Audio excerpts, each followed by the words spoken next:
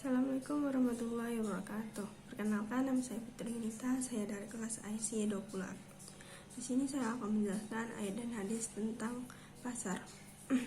Pasar adalah pertemuan antara penjual dengan pembeli, di mana di pasar ini penjual dan pembeli akan melakukan transaksi.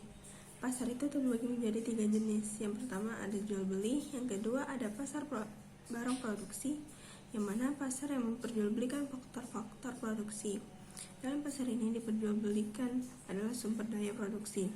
Yang ketiga yaitu pasar konsumsi, yang mana pasar yang menjual barang yang dapat langsung dipakai untuk kebutuhan rumah tangga. Di dalam Al-Quran surah Al-Furqan ayat 7 menjelaskan tentang pasar. A'udzubillahi minasyaitonirrajim. Bismillahirrahmanirrahim. Wa qalu ma li hadzal rasul ya'kulu at-ta'ama wa yamshi fil aswaq laula unzila ilaihi malakun fayakuna ma'ahu nadhira. Yang artinya, dan mereka berkata, mengapa Rasul Muhammad ini memakan makanan dan berjalan di pasar-pasar?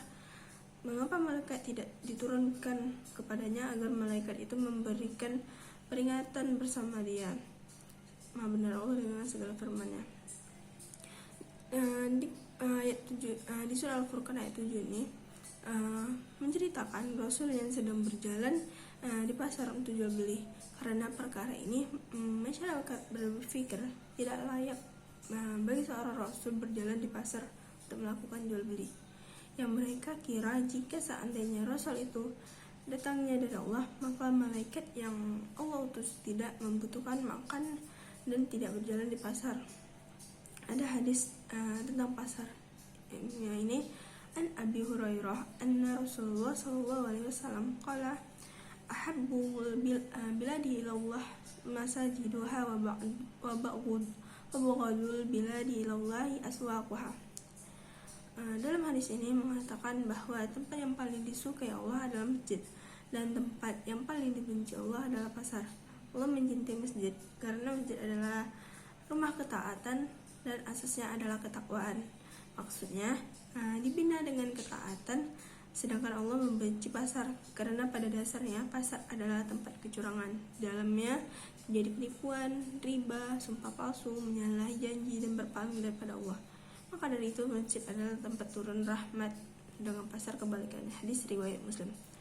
Ada lagi menjelaskan dari hadis an Salmana qala la takunanna in istata'ta awwala ma yadkhulu syauqal wala akhiramayuh yahruju minha fa innaha maqraqatu syaitani wa biha yansibu rayatahu. Jika kamu bisa, janganlah menjadi orang yang pertama masuk pasar dan yang terakhir keluar pasar, karena pasar adalah tempat berkumpulnya setan dan di sana mereka menancapkan benderanya.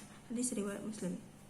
Ada beberapa adab masuk pasar. Yang pertama yaitu berdoa. Ketika hendak melakukan sesuatu kegiatan apapun, sebaiknya diawali dengan berdoa. Begitupun saat memasuki pasar, sebagaimana yang telah disabdakan Rasulullah SAW yang bunyi, barang siapa masuk pasar lalu membaca doa, man dakhala syauqa faqala bismillahirrahmanirrahim la ilaha illallah wahdahu la syarikalah lahul mulku wa lahul hamdu yuhyi wa yumitu wa huwa hayyul la yamutu biyadihil khairu wa huwa ala kulli syai'in qadir.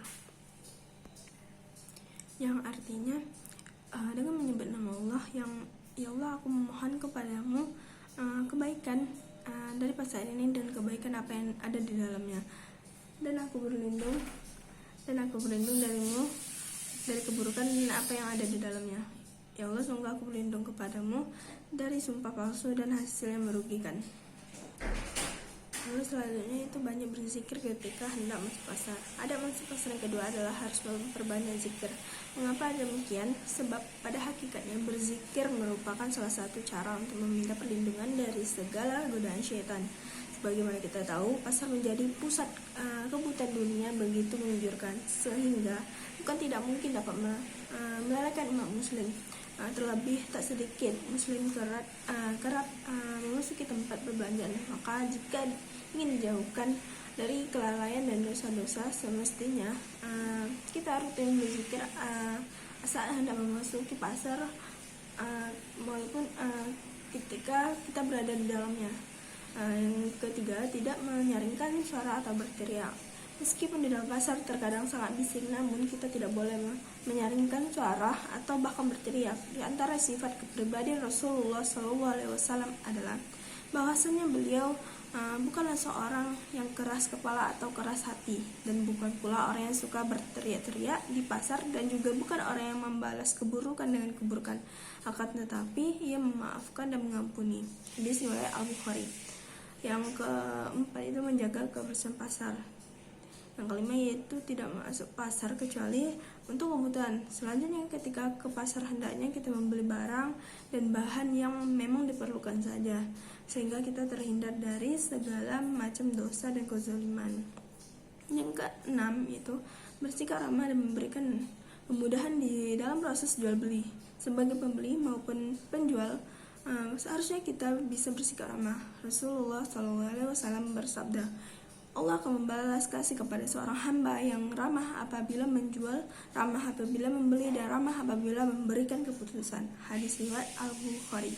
Yang ketujuh, menjaga pandangan. Pasar menjadi tempat berkumpulnya banyak orang, baik laki-laki maupun perempuan. Maka dari itu, pandangan terhadap lawan jenis yang bukan jagalah pandangan terhadap lawan jenis yang bukan mahram. Yang kedelapan yaitu adab yang terakhir. Penjual maupun pembeli harus amanah dan jujur. Jujur menjadi salah satu perilaku yang terpuji dalam Islam yang memang mestinya kita miliki, sebab barang siapa berbuat jujur akan mendapatkan pahala serta kebaikan di dunia dan akhirat. Oleh karena itu, sebagai penjual maupun pembeli, kita diwajibkan memiliki dua sifat tersebut. Dalam hal menjual, hindari menyembunyikan aib barang yang dijual atau mencampur adukkan barang yang bagus dan rusak. Allah SWT berfirman, Bismillahirrahmanirrahim. Wailul lil mutaffifin alladzina idza iktalu 'alan nasi yastawfun wa idza kaluhum aw wazanuhum yukhsirun. Artinya, kecelakaan besarlah bagi orang-orang yang curang, yaitu orang-orang yang apabila menerima takaran dari orang, mereka minta dipenuhi, dan apabila mereka menakar atau menimbang untuk orang lain, mereka mengurangi. Quran Surah Al-Mutaffifin ayat 93. Demikian video yang dapat saya sampaikan. Apabila ada kekurangan dan kesalahan, saya mohon maaf. Kesempurnaan hanya milik Allah, dan kesalahan datangnya dari diri saya sendiri. Wabillahi taufiq wal hidayah. Wassalamualaikum warahmatullahi wabarakatuh.